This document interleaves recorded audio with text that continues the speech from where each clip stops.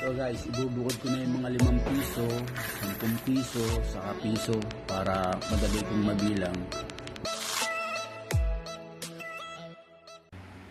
Hello guys! Ako dito, si Galocoins TV. Alam mo na ba? Dapat alam mo.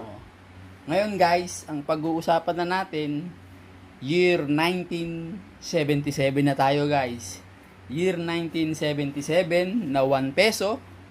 Gaya ng dati guys, papaalala ko pa rin sa inyo, eto guys, kung meron kayong ganitong mga klaseng barya, ito po ay walang added value. Huwag na po kayong umasa na ito ay bibilin sa inyo ng mga kolektor. Hindi po ito binibili. Kung meron kayong mapanood ng mga gumagawa ng video content, o mga, ewan ko kung mga vlogger na ano sila, at sasabihin nila na bumibili sila ng ganitong barya sa mataas na halaga, huwag po kayong maniniwala, hindi po yun totoo. Magme-message lang kayo, magko-comment lang kayo, hindi na naman kayo re-replyan nun. Aasa lang po kayo. Yung mga ganito po guys, binibil to ng mga kolektor per kilo.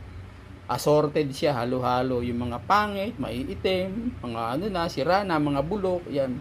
Binibil ng mga kolektor yan. Per kilo nga lang, merong 100, may 120, 150, depende sa kolektor. Pero ako, hindi ako bumibili nito guys, yung mga gantong klaseng barya. Hindi ako nagko-collect niyan. Sineshare ko lang sa inyo para makakuha kayo ng idea kung may value ba siya o wala. Yung ganito guys, wala na itong added value. Ang hinahanap ng mga kolektor, eto guys. Kung ganito ang kondisyon ng inyong mga barya, eto guys ang merong added value. Ito guys ang hinahanap ng mga kolektor. Kasi ito guys nilalagay nila sa frame. Gumagawa sila ng series mula 1995 hanggang 1982. Kaya hinahanap nila yung mga magaganda. Siyempre, ilalagay mo sa frame, dapat magaganda. Alamang ilagay mo sa frame yung mga maiitim na mga bulok, hindi pangit naman tingnan. Pero kung ganito ang kondisyon, guys, bibilin sa inyo yan ng mga kolektor. Pwede naman kayo mag-message sa akin kung meron kayo, guys. Ito, gaya nito, guys. Yung iba naman, dito nilalagay, yan. Ilalagay mo dyan, yan. Nakalagay dyan, Republika ng Pilipinas, ang bagong lipunan series. 1975 hanggang 1982. Ito lahat to guys, puro 1975 to. 1975, 1975, 1975, 1975, yan.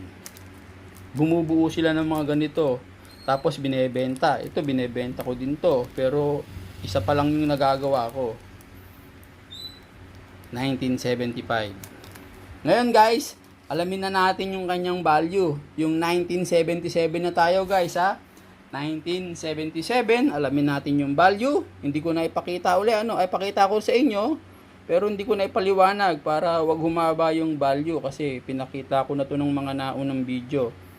Yan. Doon na tayo sa value guys. Para wag humaba yung ating video. Baka mainip kayo.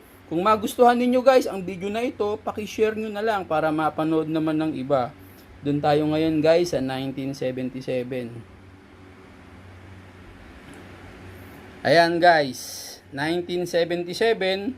Kapansin niyo guys, laging dalawa, di ba?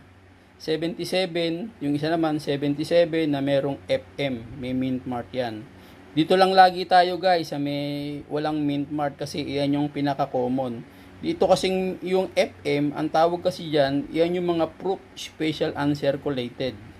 Kadalasan yan, iyan ang pinakakonti lang ang nilalabas. Pero yung walang mint mark, iyan yung pinaka-common na marami ang nilalabas. Ayan yung presyo guys, 20 pesos, 20 pesos, 33 pesos, 45 pesos, 45 pesos, 68 pesos. Yan nakalagay guys. 68 pesos UNC condition, ibig sabihin uncirculated. 68 pesos yung almost uncirculated, 45 pesos. Nakalagay dyan, 17%. Marami rin siya guys. Tingnan natin kung ilan. Ang nakalagay dyan, 147,700, 147,710,000. Ayan guys. 45.68. Tapos dito naman 0.6%, walang presyo guys. Pagka walang presyo guys, bahala si seller. Yan yung special uncirculated, walang presyo. Konti lang yung lumabas guys yan, 17,000 lang, 17,176 pieces. Ibig sabihin, ito pala yung konti guys. Itong anong year to? 1977.